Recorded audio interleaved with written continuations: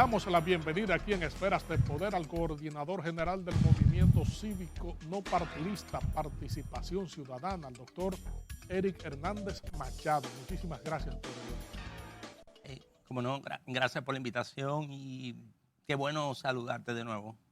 Fíjese, usted como líder, como representante de un movimiento de la sociedad civil como Participación Ciudadana, estuvieron imbuidos en la vigilancia del desarrollo del proceso electoral. Quisiéramos saber, ya transcurrido el proceso y emitido los resultados finales de la Junta Central Electoral, ¿cómo vio Participación Ciudadana el desarrollo de las elecciones hasta su conclusión? Sí, cómo no. Desde la institución fuimos observando desde las elecciones municipales todo lo que acontecía y los posibles defectos que se fueron presentando, pero que hay que reconocerle a la Junta Central Electoral que fueron efectivamente corrigiéndose sobre el camino, tomando mediante sus resoluciones medidas adecuadas, cuestión de ir perfilándose hacia unas elecciones presidenciales y congresuales mejoradas en relación a las municipales. En sentido general, podemos decir que el proceso fortaleció la institución, fortaleció el proceso democrático y realmente son experiencias que debemos de mantener y ¿por qué no?, replicarlas en cuatro años, mejorándolas aún más. Fuera de toda duda razonable, el proceso electoral hubo algunas peticiones, algunos reclamos a la Junta Central Electoral. ¿Piensa usted que todos estos elementos que se enrostraron durante la campaña no se vieron en los sellos durante la manifestación del sufragio y el ofrecimiento de los resultados, así como el control de los colegios electorales?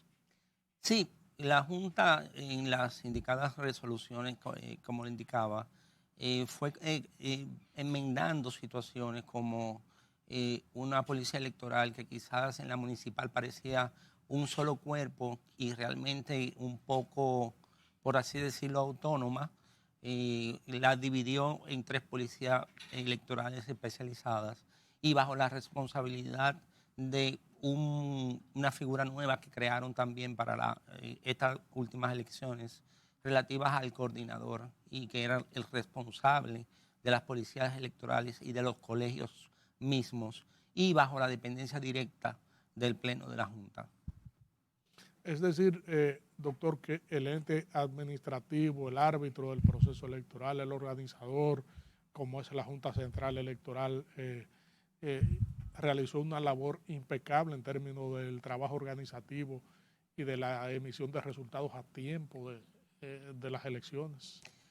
Pienso, no puedo afirmar por la perfección, pero sí puedo afirmar por el hecho de receptividad, por el hecho de reconocer la mejoría de los procesos y, ¿por qué no?, el de reconocerle al Pleno de la Junta de que se preocupó de que nada fallara, por lo menos en el aspecto logístico y en el aspecto mismo de las ejecutorias en el mismo día del proceso de elecciones. El comportamiento de los partidos, de los actores del proceso durante el desarrollo de las elecciones, ¿cómo lo ve Participación Ciudadana? ¿Tiene alguna observación, alguna puntualización de actuaciones que pueden corregirse o enderezarse más bien?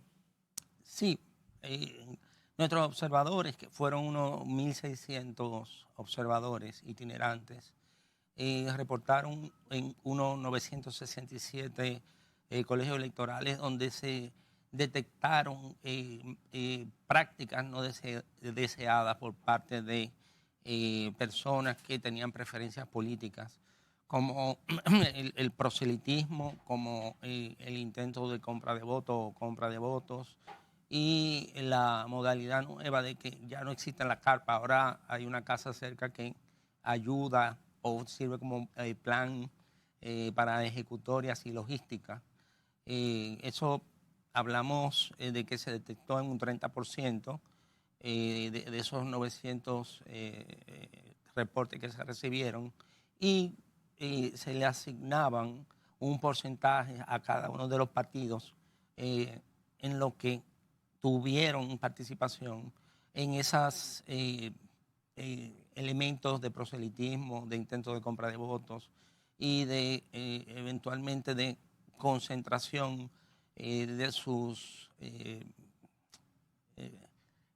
personas indicadas en los colegios electorales. Es decir, que todavía se arrastran acciones cuestionables del pasado durante el desarrollo de las elecciones que deben ser corregidas. No se puede negar, debe de ser corregido, pero debo de recordar que esto es apenas una muestra del universo de lo que aconteció a nivel nacional. Estamos hablando apenas de 900 colegios y eso obviamente aspiramos a que se mantenga en declive para las próximas elecciones. Una vez pasado el certamen electoral, escrutados los votos, divulgados los resultados, ¿cómo enfoca, cómo valora participación ciudadana, el comportamiento del liderazgo político en la espera de la divulgación de esos resultados?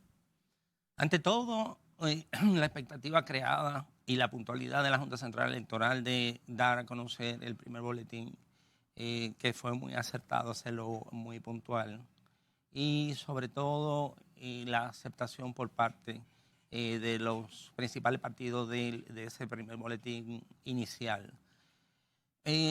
Porque, como sabes, una de las debilidades del sistema era muchas veces esa larga espera, pero por la logística presentada por la Junta Central Electoral, fueron muy puntuales con la emisión del primer boletín hecha por el mismo presidente de la Junta Central Electoral.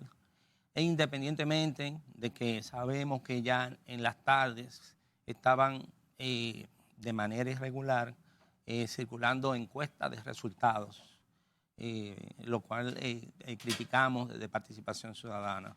Pero desde el primer boletín y transcurrido un tiempo razonable, la aceptación de los resultados es realmente un paso de avance institucional en nuestra democracia.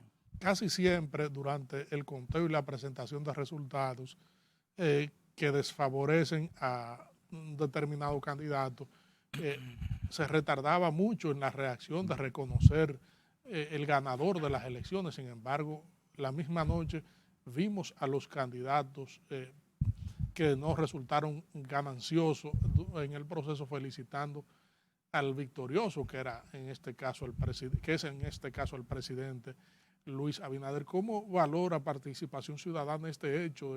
Porque antes había como un suspenso y una reticencia a reconocer el ganador de las elecciones. Así es.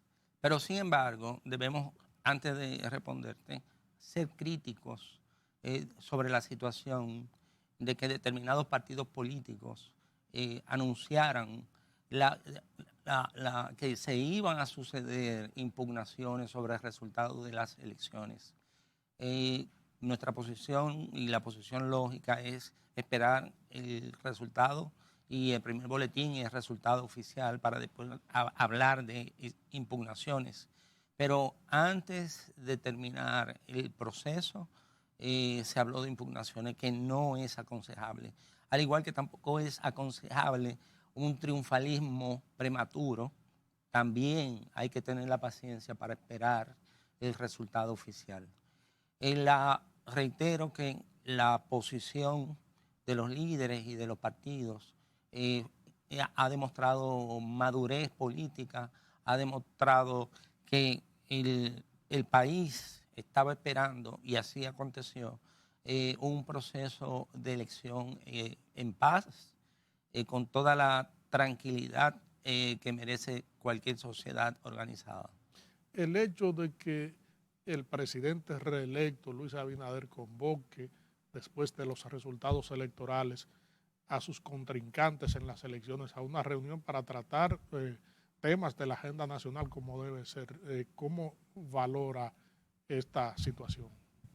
Debo de significar que a lo interno de participación todavía no hemos valorado esa situación, pero puedo adelantar de que es un elemento importante sobre la democracia participativa, porque es innegable que ahora estamos hablando de un Congreso con una mayoría incuestionable, incluso para leyes orgánicas, o sea, más de la 2/3 parte de las cámaras que el partido oficial podrá hacerse aprobar.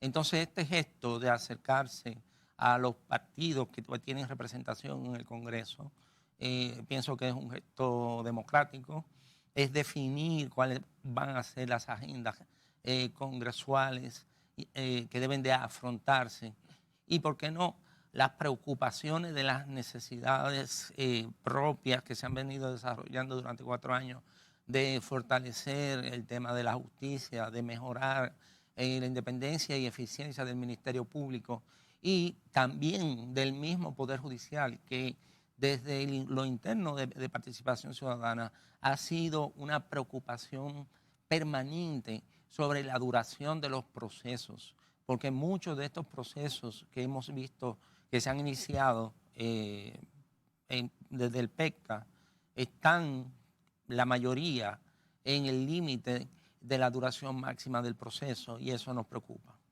A propósito de control absoluto, de mayoría absoluta en el Congreso Nacional, ¿qué significado tiene eso para un partido que tiene el Ejecutivo, tiene el Legislativo y tiene el Municipal, un control absoluto frente a reformas que están pendientes y a otras que se avecinan? ¿Cómo usted ve esta situación dentro de la pluralidad democrática y el ejercicio del poder hacedor de las políticas públicas? Sí, la actitud de concertar, aún teniendo la mayoría, se llama legitimar las acciones.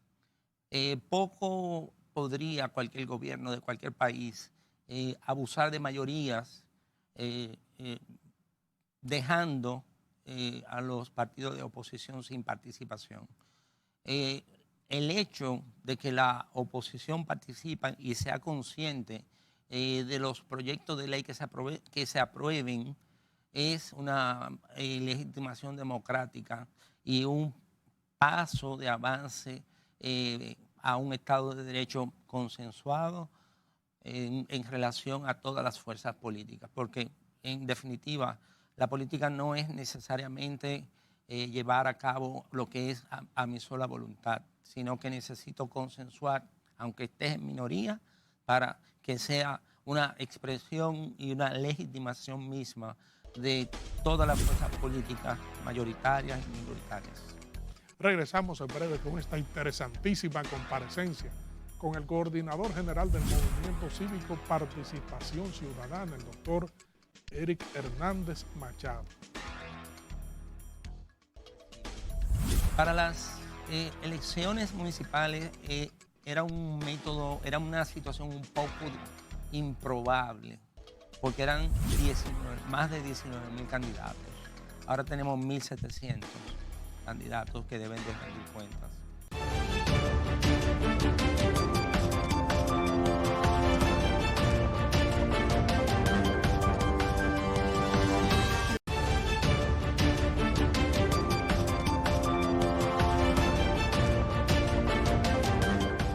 Estamos conversando aquí en Esferas de Poder con el coordinador general del Movimiento Cívico No Partidista, Participación Ciudadana, el doctor Eric Hernández Machado. Fíjese, doctor, una vez transcurrido el proceso electoral, hay que decirle al país qué se hizo, qué hicieron los partidos políticos durante todo ese proceso, cómo fue el comportamiento administrativo, el manejo de esa asignación voluptuosa de recursos del Estado hacia las arcas de los partidos para desarrollar, obviamente, la campaña electoral propia del proceso. ¿Qué pasaría? ¿Cuál es el paso siguiente ahora? Sí, como no, en cumplimiento de la normativa electoral, estamos en una fase en la que los partidos políticos tienen que hacer rendición de cuentas de todos los fondos públicos asignados. mediante el sistema de fiscalización electoral, ¿no? Si bien no es no son disposiciones de carácter coercitivo, pero sí son disposiciones que la ley ha creado para un cumplimiento voluntario. Y la Junta Central Electoral incluso le ha facilitado a los partidos políticos esa rendición de cuentas. Le ha creado una sección en la página web en la que pueden acceder perfectamente y como si fuera una hoja de un estado financiero, poner ingresos, gastos, cuentas por pagar o cuentas por cobrar, etcétera, etcétera, por cualquier concepto, adjuntarle la documentación y ellos los reciben. Para las elecciones municipales era un método, era una situación un poco improbable, porque eran más de 19.000 candidatos. Ahora tenemos 1.700 candidatos que deben de rendir cuentas.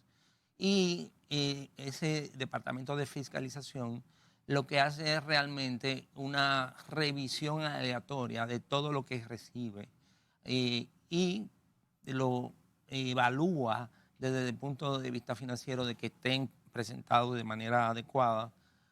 Y el cumplimiento regular, si se estima que es necesario, se envía al órgano sancionador administrativo. Eso es de cumplimiento voluntario. Si es de cumplimiento voluntario, todos los candidatos deben de presentar su estado financiero para quedar conforme de que no hay duda de que lo presentaste y no hay duda en el contenido y que no recibiste ninguna sanción administrativa. Pienso que eso hablaría muy bien de los candidatos, ganadores y no triunfadores. ¿Qué tiempo tienen los candidatos para acogerse a este cumplimiento voluntario? Tengo entendido que hasta la tercera semana del mes próximo. En caso de que, siendo un cumplimiento voluntario, es decir, que no son constreñidos a que Exacto. puedan hacer este procedimiento, si no lo hacen, ¿qué puede suceder? Bueno, ya está en decisión del Pleno de la Junta o del funcionario de fiscalización si proceder o no a aperturar un procedimiento sancionador administrativo, que vienen siendo el pago de multas en base a salarios mínimos y ese tipo de cosas.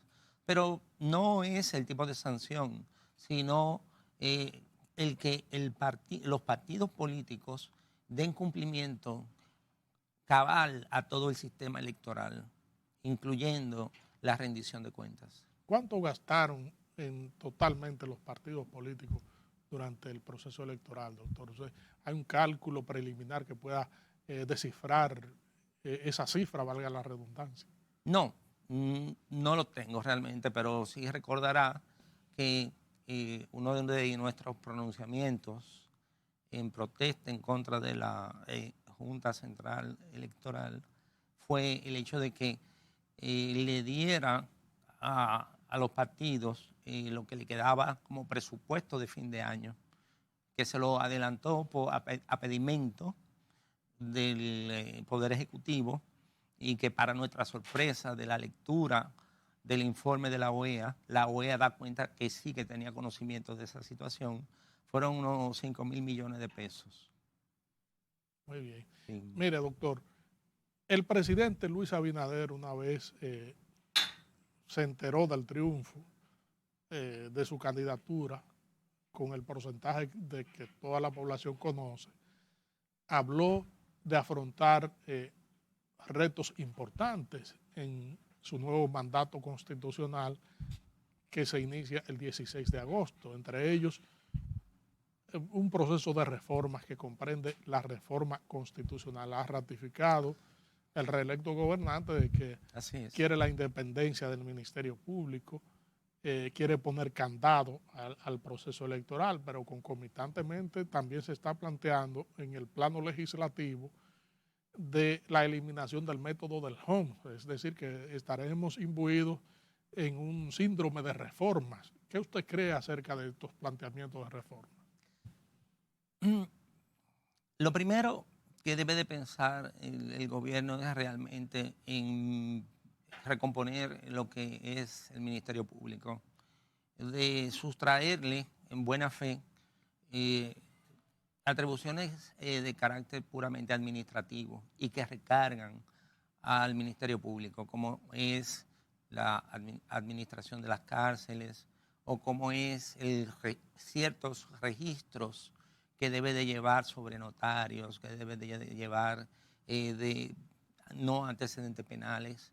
Y todo va de la mano con un anteproyecto de ley que tiene el Poder Ejecutivo hace bastante tiempo y del el cual conozco y hemos discutido en diferentes foros, en relativo al Ministerio de Justicia.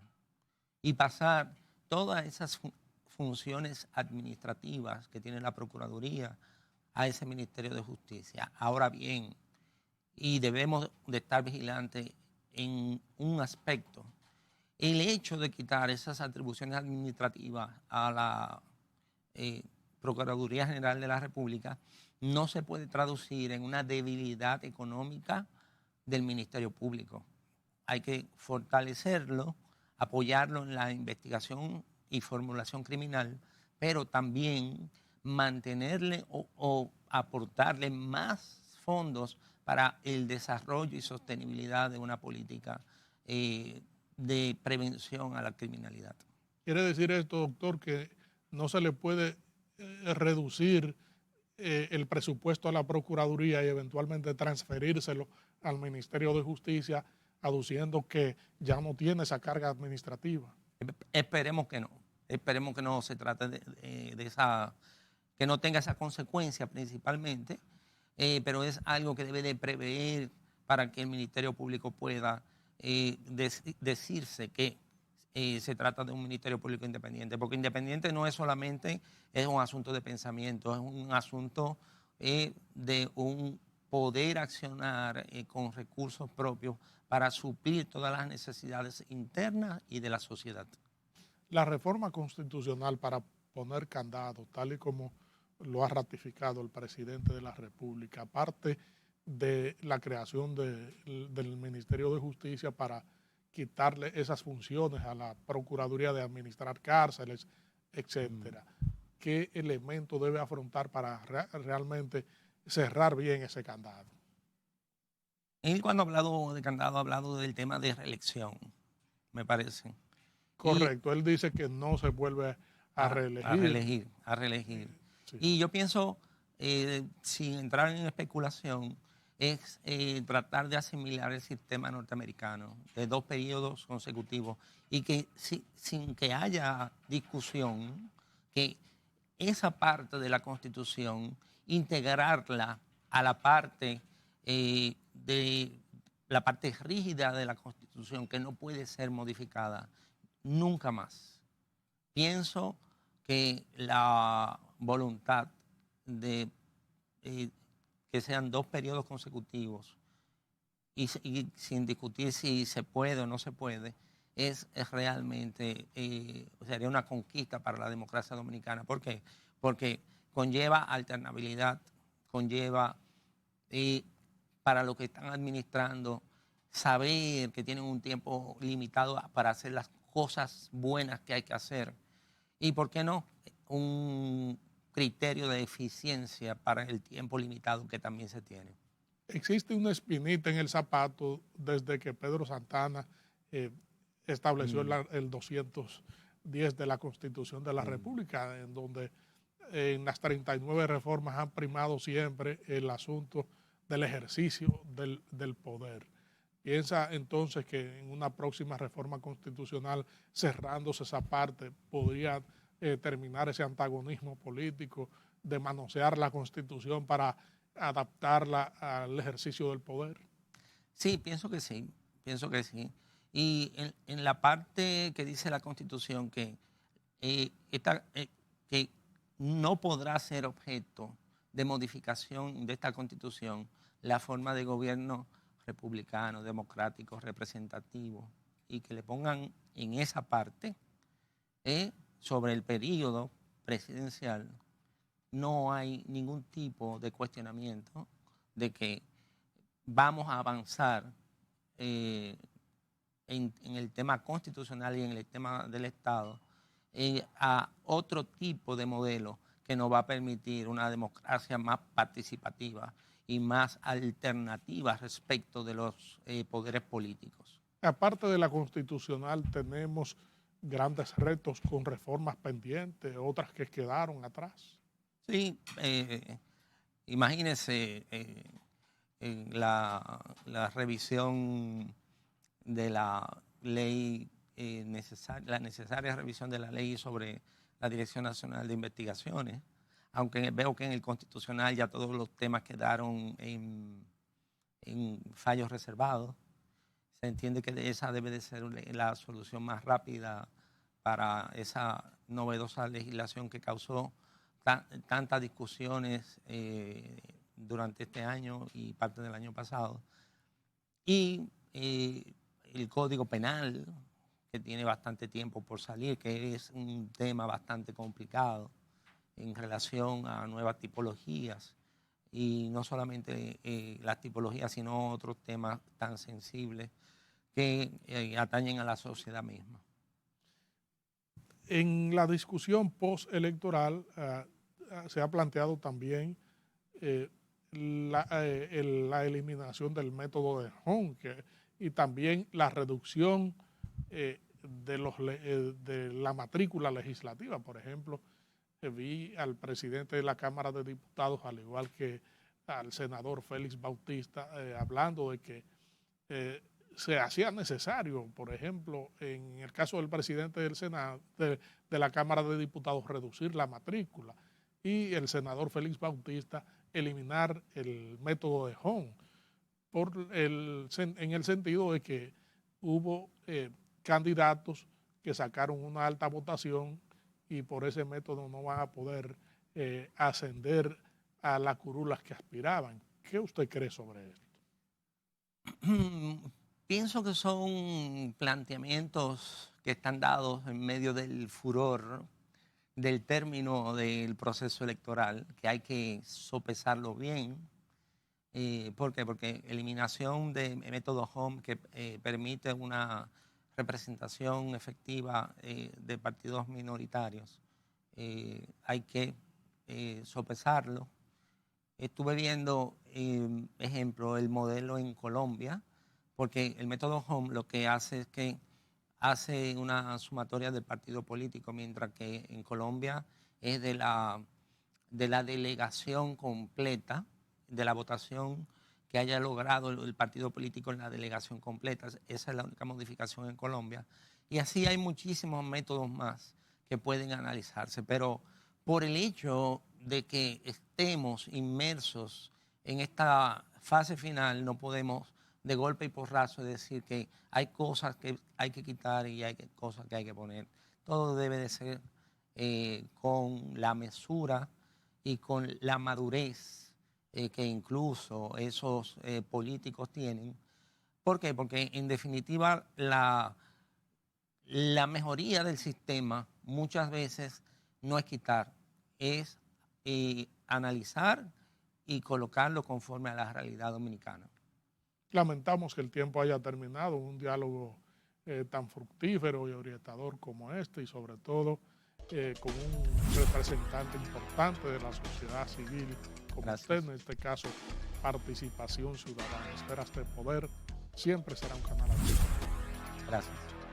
Gracias a ustedes, amigos televidentes, por habernos acompañado en esta interesantísima comparecencia con el coordinador general del Movimiento Cívico Participación Ciudadana, el doctor Eric Hernández Machado.